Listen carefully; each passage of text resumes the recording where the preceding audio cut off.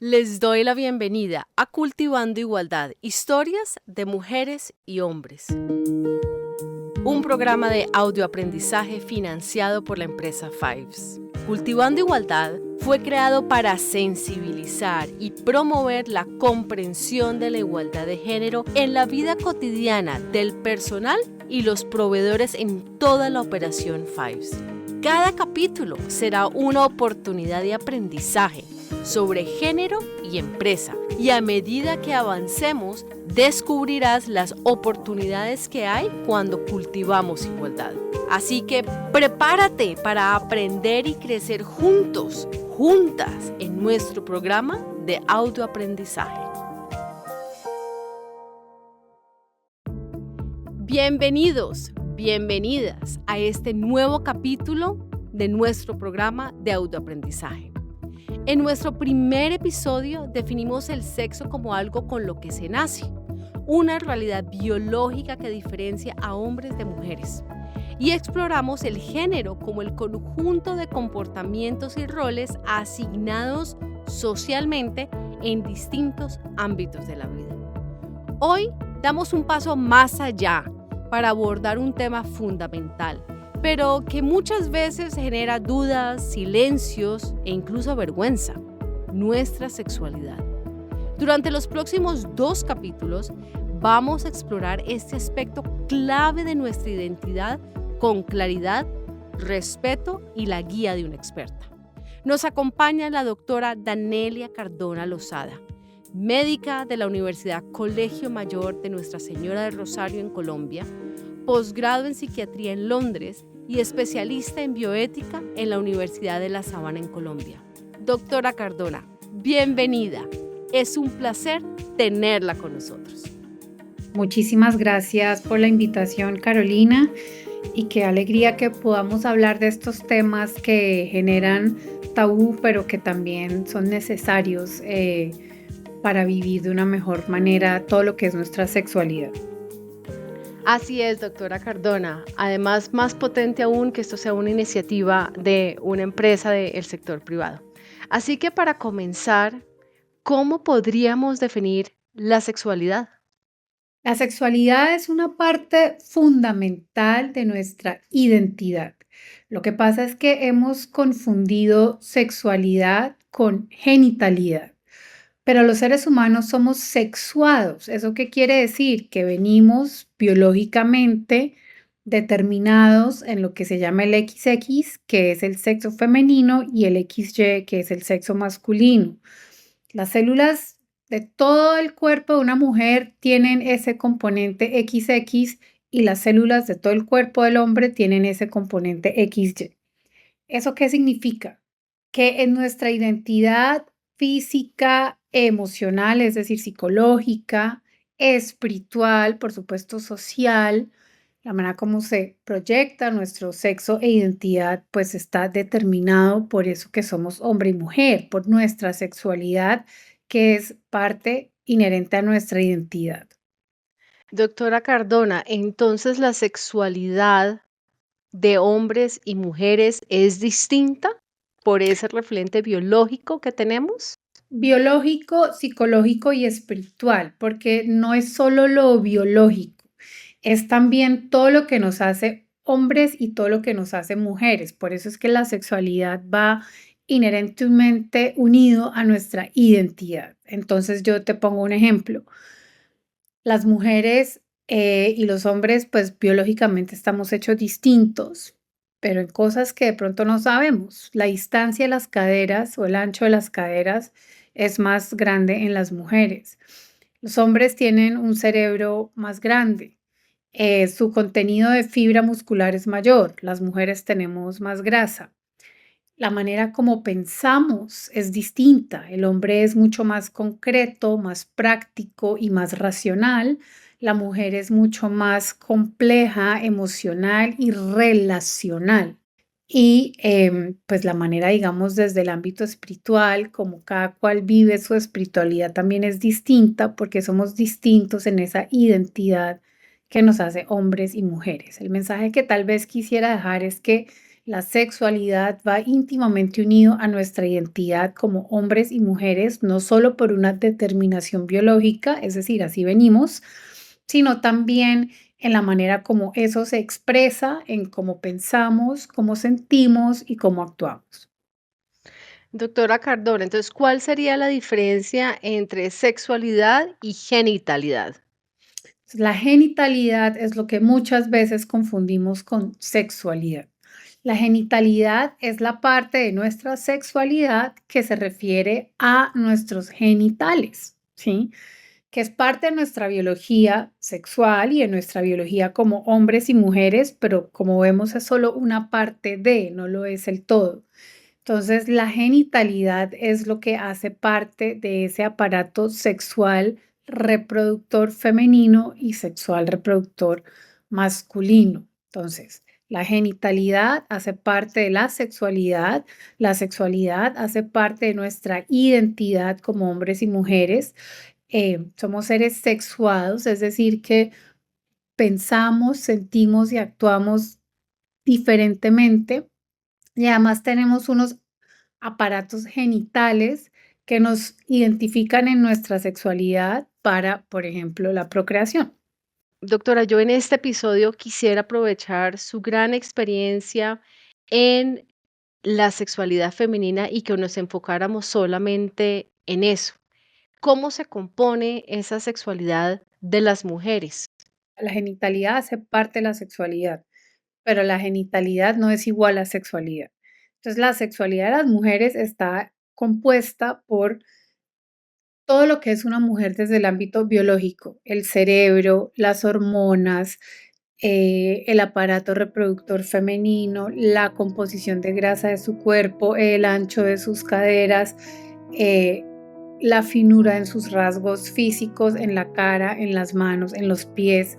Todo eso hace parte de la sexualidad femenina. También hace parte de la sexualidad femenina que al ser mujer, pues entonces de pronto soy un poquito más sensible, tengo un pensamiento mucho más complejo, profundo, emocional, más hacia las emociones y me tiendo a expresar más en las relaciones, ¿no? Busco el vínculo a través de las relaciones y vivir mi sexualidad a través de esas, de ese vínculo relacional, de establecer esos vínculos de servicio, de cariño, de amor, también a veces de liderazgo, ¿no? O sea, una mujer no solamente tiene habilidades blandas, sino que su inteligencia y su capacidad de crear también la lleva a buenas posiciones de liderazgo. Eso también es sexualidad femenina, ¿sí? Sexualidad femenina es la manera como pienso, que es mucho más relacional, mucho más compleja, igual como siento. Y por supuesto la sexualidad femenina incluye la genitalidad, que nos habla de los órganos sexuales secundarios o de reproducción, como es la glándula mamaria, ¿no? Los senos, y todo lo que tiene que ver con la capacidad para tener hijos, que son los ovarios, la matriz, la vulva y la vagina, ya desde lo biológico. Muy bien, ¿y qué rol juega la menstruación o la regla dentro de la construcción o de la experiencia de la sexualidad femenina? Muy bien, esa pregunta me encanta. Muchas gracias. Pues la menstruación o la regla realmente es como un hito, tanto el inicio que llamamos la menarquia como el final que llamamos la menopausia en la sexualidad femenina. ¿Por qué? Porque es lo primero que identifica hormonalmente a una niña que se convierte en mujer, porque el inicio de la menstruación es el signo de que ya es capaz de tener hijos, ¿sí? Porque lo que la menstruación significa o simboliza es que la matriz ya tiene la capacidad de ser un órgano nutriente, un receptáculo, un lugar donde se puede desarrollar un nuevo ser humano.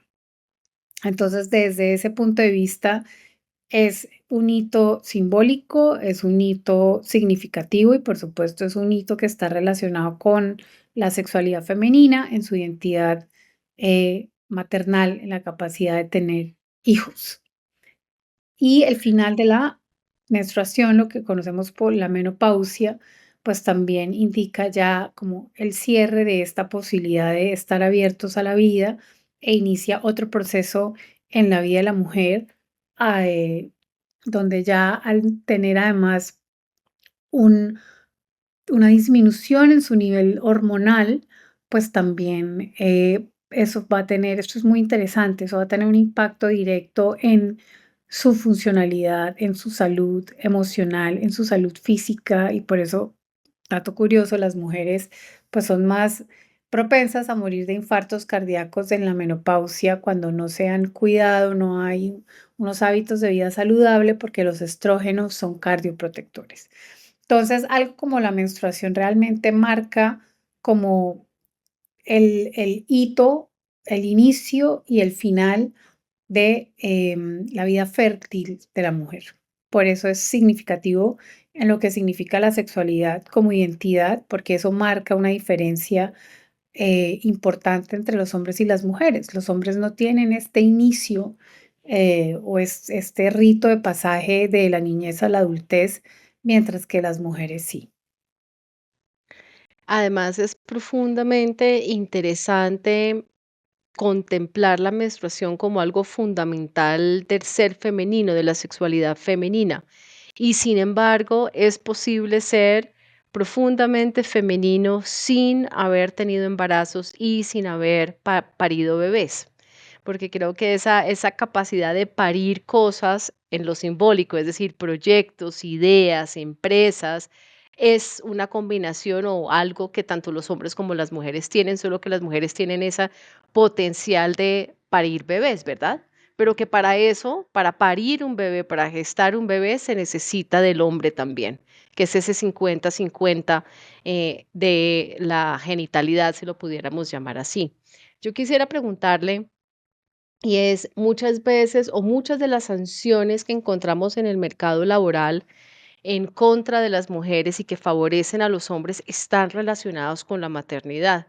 Entonces vemos, por ejemplo, como las mujeres que tienen más hijos generalmente ganan menos que las que tienen menos hijos, les queda mucho más difícil ascender a posiciones de liderazgo, precisamente por el componente biológico de cómo aman las mujeres, cómo se relacionan las mujeres. Muchas veces esa manera de amar y de liderar va en contra de el discurso o sí, de la idea que hemos comprado de lo que es ser un líder. Quisiera escuchar un poco su experiencia desde la psiquiatría, de atender pacientes y su trabajo con mujeres, cómo podemos remediar eso, cómo podemos saldar, porque al final aquí nos están escuchando tanto trabajadores como trabajadoras de Fives, que también tengan o no pareja, estén o no casadas, al final tienen madres, padres, hermanos, tías y pues todos los sobrinos. Yo creo que ahí es donde está la verdadera brecha que necesitamos, digamos, saldar. Claramente los hombres y las mujeres somos distintos, pero eso no quiere decir que uno sea más o menos que el otro. Somos distintos para ser complementarios, no solo en la figura del hogar, sino también en la sociedad. Entonces la mujer trae a la sociedad desde su sexualidad femenina unos aportes que el hombre no puede porque simplemente es hombre, no es porque sea más o sea menos. Y creo que es fundamental que podamos empezar a valorar esas diferencias y esa complementariedad en el ámbito laboral y por supuesto en el ámbito social. Siempre me acuerdo de un video que sacaron el Foro para la Familia en España sobre una mujer que decide tomarse un tiempo para estar con sus hijos y dejar su carrera empresarial. Y al final vuelve al trabajo y le dice, pero ¿usted qué hizo en esos 10 años? Y ella no sabía cómo explicar que se había dedicado a la maternidad y además era fuertemente castigada por decir eso, hasta que empezó a ver las habilidades que le daba ser madre en un hogar. Entonces, todo lo que tiene que ver con la organización de tareas, todo lo que tiene que ver con la negociación, todo lo que tiene que ver con la organización y la logística, son habilidades que las mujeres llevan naturalmente, pues porque cuando están en la casa, de alguna manera son las encargadas de organizar a la familia, de hacer las negociaciones en la familia para ir a los paseos, celebraciones, tomar decisiones. Cuando tienen hijos, pues tienen que aprender a negociar con los hijos, ¿no? Tal vez los que nos están escuchando y son padres, madres de familia, pues todos han tenido que ver alguna vez con lo difícil que es tratar de conducir a un niño de 2 años a que, ¿no?, se ponga la ropa, se acueste a dormir, coma, y eso requiere una habilidad, pues que finalmente la madre generalmente es la que está más involucrada en estas labores, y que si nosotros nos ponemos a ver, pues que pueden enriquecer tremendamente cualquier ambiente laboral. Entonces yo creo que realmente la sugerencia es esa, enfocarnos en esas diferencias que más que separarnos o hacernos más o menos nos hacen complementarios, y que la mujer tiene unas habilidades que tal vez no se reconozcan en el área laboral, porque siempre hemos pensado que las áreas laborales son lugares donde hay que mostrar agresión, competitividad, y eso hace que las mismas mujeres pierdan su identidad femenina y buscar esas habilidades femeninas que también se necesitan en cualquier ámbito laboral. Cuando estábamos en plena pandemia del COVID, hubo un análisis de cuáles fueron los países que mejores manejos hicieron a nivel de las políticas, medidas y demás. Y lo que se descubrió es que aquellos países que eran liderados por mujeres, como por ejemplo la primera ministra de Nueva Zelanda, Arendt, fue pionera porque es poner al servicio eso que estamos llamando aquí de la sexualidad femenina, al servicio de lo público y de lo político, logrando excelentes resultados. Yo quisiera pasar a otro tema. Un poco cuando conversamos con los hombres sobre cómo aprenden de la genitalidad, la mayoría de los hombres han aprendido sobre el coito, sobre el acto sexual, sobre lo que viene antes y después de ese acto a través de la pornografía. Y esta es una idea frecuente en Occidente. Pues muchas gracias por esa pregunta, y qué interesante que justo he estado tratando un paciente con ese problema, y él no se da cuenta del impacto que tiene el uso de la pornografía en la relación con su esposa, pero además con su familia. La pornografía es una desviación de lo que es la sexualidad humana, que no solo está hecha para la procreación, es parte de, pero por supuesto también está hecha para el goce y el disfrute, en esa entrega total y libre que hacen un hombre y una mujer cuando deciden tener relaciones sexuales, ojalá dentro de un ámbito, digamos, de formalidad, de fidelidad, de que es el único para el otro y que puedan estar abiertos a la vida. Entonces, la pornografía destruye ese marco, porque lo que hace es empezar a mirar al otro como un objeto sexual. Ya esa persona no es una persona que yo estoy recibiendo en su totalidad, para amar, para entregarme y para que esa persona se entregue a mí, porque finalmente el acto conyugal, el acto sexual, es la expresión última del amor, porque ya estoy entregando todo lo que soy yo. Entregué mis emociones, entregué mi mente, y ahora me estoy entregando yo en toda mi corporalidad, en toda mi psicología, en toda mi espiritualidad, me estoy entregando al otro. La pornografía pues desvirtúa todo eso y convierte a los hombres y mujeres en cosas donde yo lo que quiero es tener solamente un placer sexual, como si fuera un juguete sexual. Segundo, pues al hacer eso hay, digamos, expresiones gráficas que no se asemejan a la realidad de lo que viven las parejas, tanto en el orden físico como en el orden, es decir, en los aspectos de los actores pornográficos. Pues una mujer que está en un video de pornografía, pues es difícil que todas sean iguales a esa mujer, porque pues, ¿no? O sea, físicamente pues es algo casi que imposible. Entonces eso ya desvirtúa la visión del hombre hacia su mujer, y también puede hacerlo de la mujer hacia el hombre si ella también usa pornografía.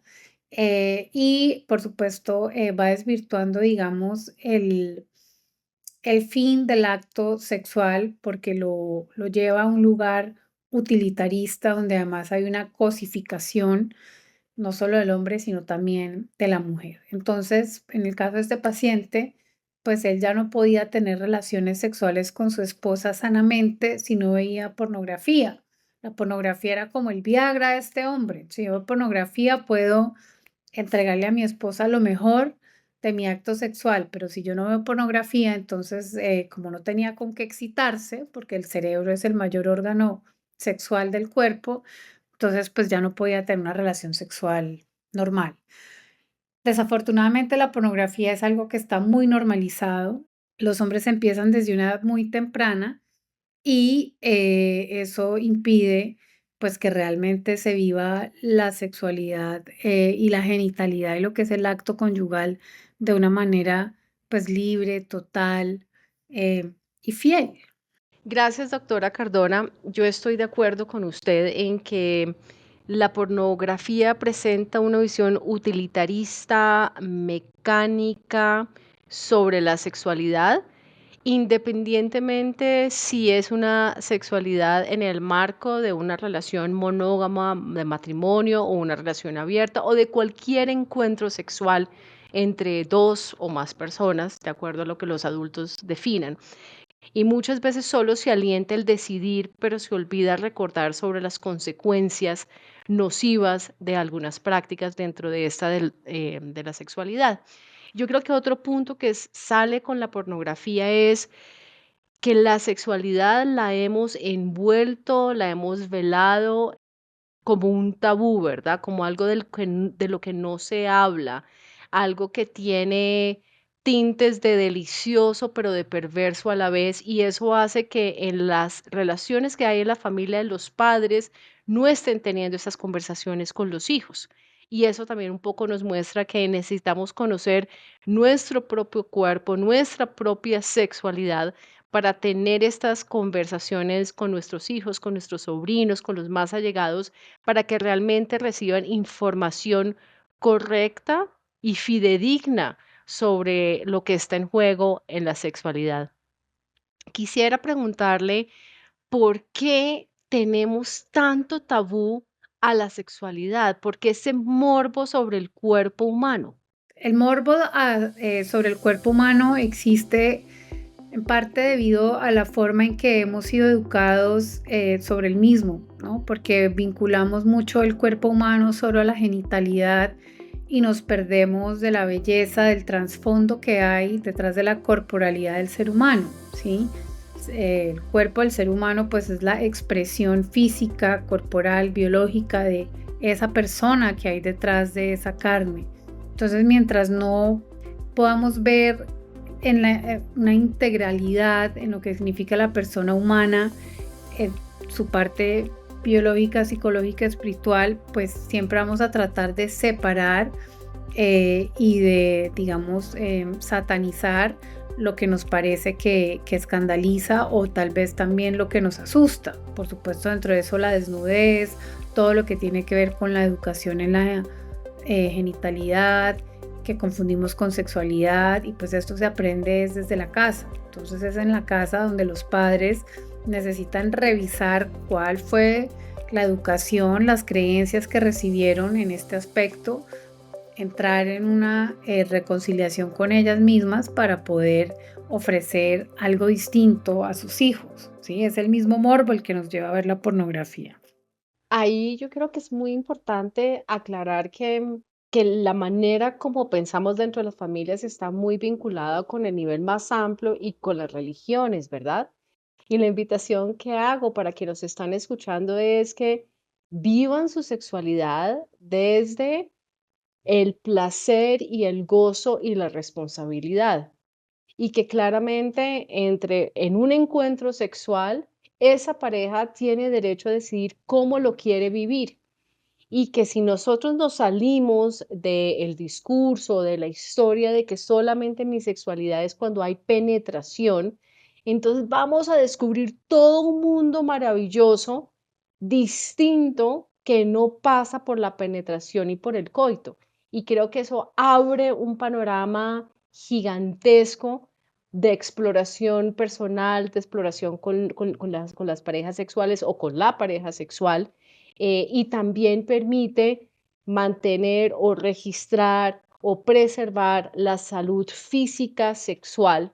Y aquí voy a dar un poco de puntas para el próximo capítulo donde nos vamos a centrar sobre las infecciones de transmisión sexual, que tienen que ver mucho al final y al cabo con esta conciencia de una sexualidad entendida como la doctora Cardona nos ha explicado hoy. ¿Cómo podemos cambiar el chip, mejorar, generar conciencia alrededor de tener sexualidades más seguras, más saludables, más responsables como adultos y transmitirle esto a nuestros hijos, a nuestros niños?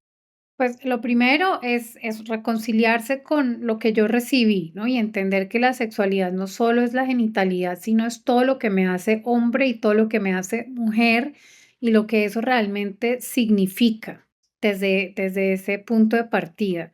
Lo segundo es que al yo reconocerme plenamente en mi feminidad o en mi masculinidad, yo decido qué hacer con eso. ¿Eso qué quiere decir?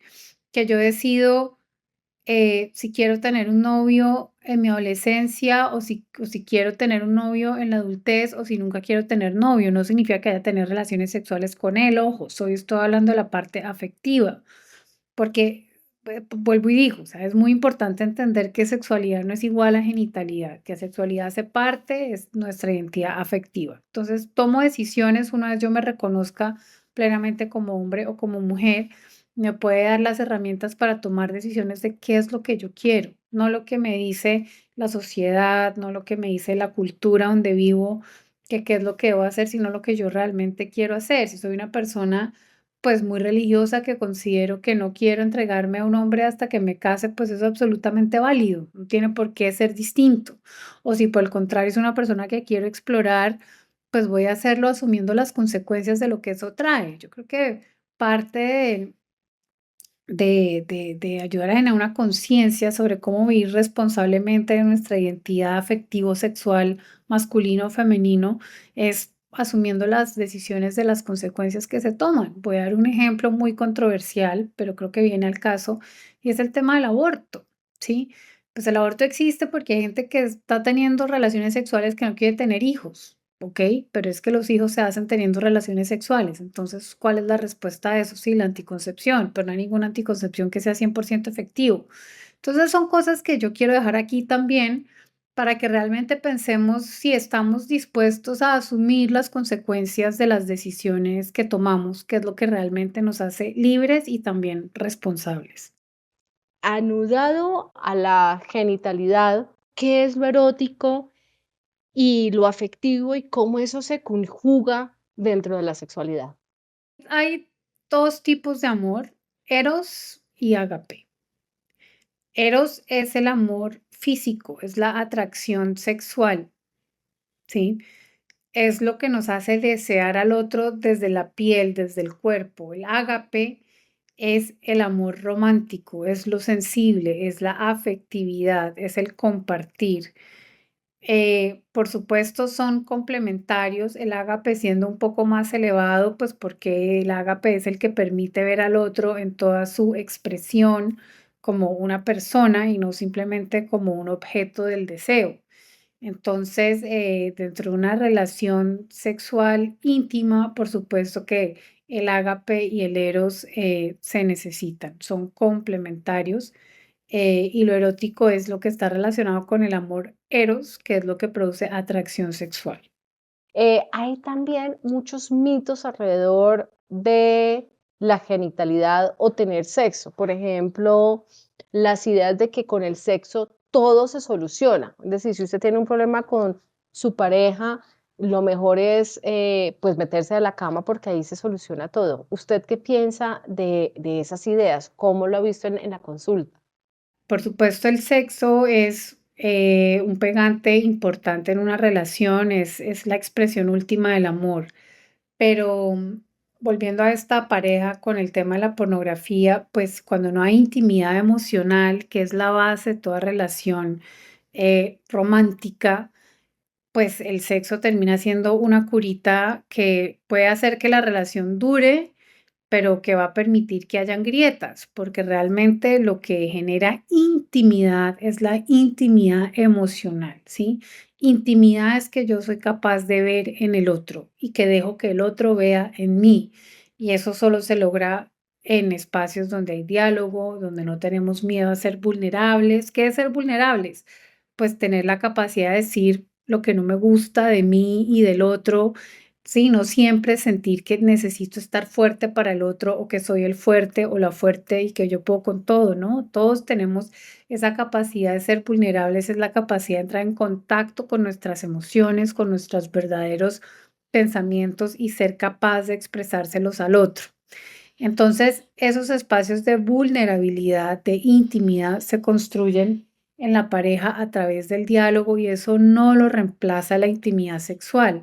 La intimidad sexual genera unión y genera vínculo, pero a través de lo físico, pero no a través de lo emocional. Y pues al haber, digamos, una patica suelta en la relación, pues eso es lo que permite, abre una puerta que entren o terceras personas o la pornografía o que simplemente pues dos personas que en algún momento se amaron profundamente terminen siendo extraños. Otra idea muy frecuente es que el sexo es solo para los jóvenes, adolescentes y los adultos, pero nos cuesta trabajo pensar, entender o visualizar de que hay personas con discapacidad, adultos mayores o personas con sobrepeso u obesidad que también tienen sexo.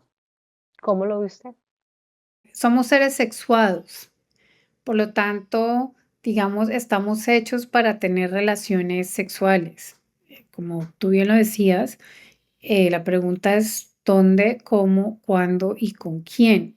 Pero todos estamos hechos de la misma manera en nuestra esencia, independientemente de la apariencia física, independientemente de limitaciones cognitivas. Ahí hay algo importante que decir y es que hay personas que tienen algunos deterioros cognitivos, algunos síndromes congénitos que están hipersexualizados, ¿no? Y por eso a veces son vulnerables de abuso, porque no es que ellos estén buscando relaciones sexuales, sino que hay una disfunción cerebral que les busca, o sea, les lleva a buscar excitación y momentos de excitación.